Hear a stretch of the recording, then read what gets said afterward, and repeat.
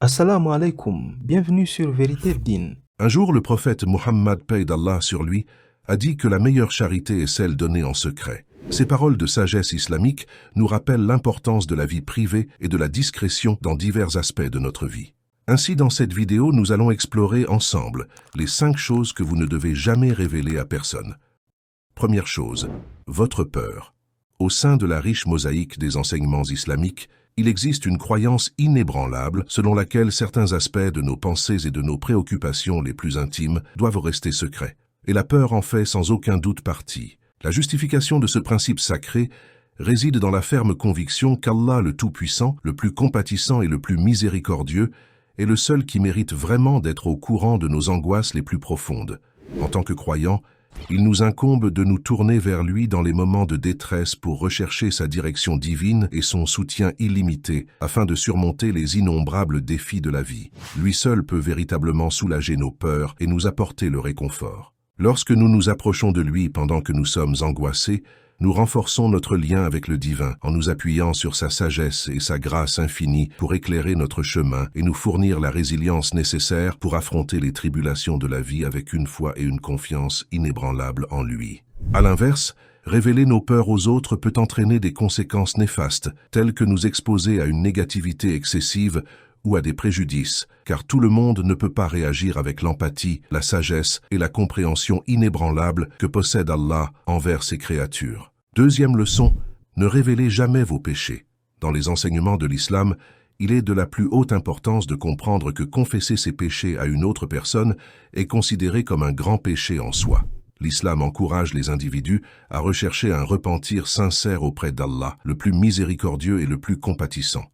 Cela implique de reconnaître ses actes répréhensibles, d'éprouver de véritables remords et de promettre solennellement à Allah de ne plus répéter ses péchés. Ce processus de repentance est profondément personnel et spirituel, favorisant une connexion directe et intime entre l'individu et son Créateur, Allah. La sagesse derrière l'interdiction de confesser ses péchés à autrui réside dans les conséquences potentielles qui peuvent en découler. Divulguer ses péchés à une autre personne comporte le risque que la personne puisse utiliser cette information contre vous dans le futur.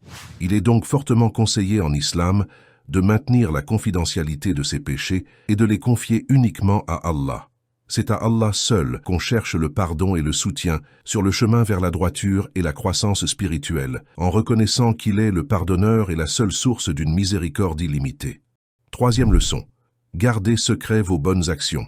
L'islam insiste profondément sur les vertus de l'humilité et de la sincérité dans notre vie, y compris dans l'accomplissement de bonnes actions.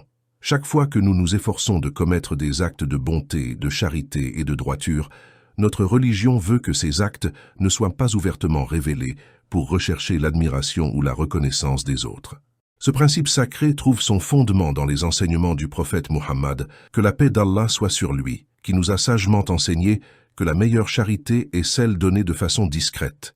Ces mots ont une signification profonde, soulignant que la véritable essence de la charité ainsi que des actes réside dans la pureté de l'intention dépourvue de toute inclination vers la louange ou la reconnaissance du monde.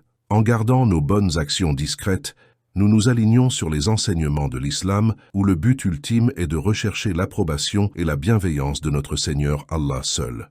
Leçon numéro 4. Soyez prudents lorsque vous partagez vos projets et vos réalisations.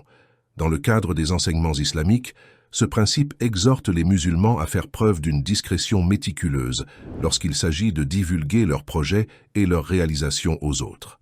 Dans la tradition islamique, les projets de la vie sont considérés comme une affaire profondément personnelle et intime dont le véritable sens est connu uniquement d'Allah, le plus miséricordieux. La sagesse qui réside dans cet enseignement est la reconnaissance du fait que les êtres humains ne sont pas à l'abri des sentiments de jalousie qui peuvent facilement être déclenchés lorsqu'ils sont témoins de la réussite matérielle des autres. Cette jalousie peut avoir des effets néfastes sur votre vie, tels que la malveillance du mauvais œil. La sourate Youssouf est un exemple parfait qui nous explique comment la bonne nouvelle ne doit pas être annoncée, même aux frères, car cela pourrait les amener à comploter et à planifier quelque chose de mal par jalousie. Vous n'êtes pas obligé de dire au monde entier que vous allez bientôt obtenir une promotion ou que votre nouveau-né a une alimentation saine.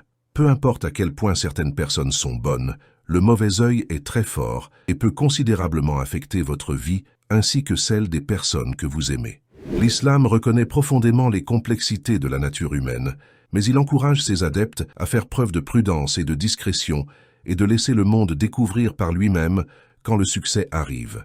De plus, l'accent mis sur la discrétion quand il s'agit des projets ou des réalisations souligne la vertu de l'humilité et de la gratitude dans l'islam. Au lieu d'afficher ouvertement vos accomplissements, les musulmans sont encouragés à exprimer leur gratitude envers Allah, l'ultime distributeur de bénédictions.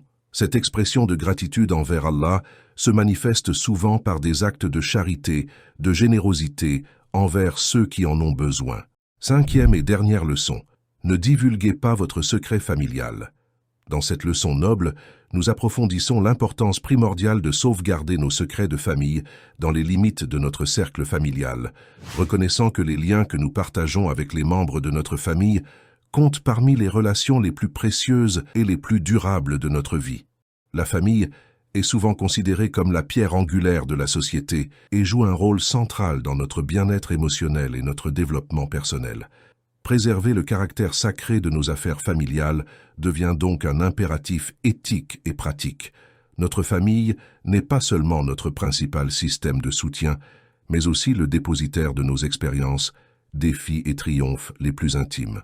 Entre les murs de nos maisons, nous partageons nos joies, nos peines, nos rêves et nos peurs. C'est dans ces moments précieux que nous trouvons le réconfort et la force de naviguer dans les complexités de la vie. Cela dit, partager des secrets de famille ou des affaires personnelles avec des personnes extérieures à notre famille peut avoir des conséquences désastreuses. Divulguer ces détails peut compromettre la sécurité émotionnelle des membres de notre famille, les exposant à un stress, à une anxiété et à des préjudices potentiels. La confiance et l'unité qui devraient caractériser nos liens familiaux peuvent être brisées lorsque des questions familiales sont exposées au monde. C'est pour cela qu'il nous incombe de faire preuve de prudence et de discrétion dans la gestion des secrets et des affaires familiales.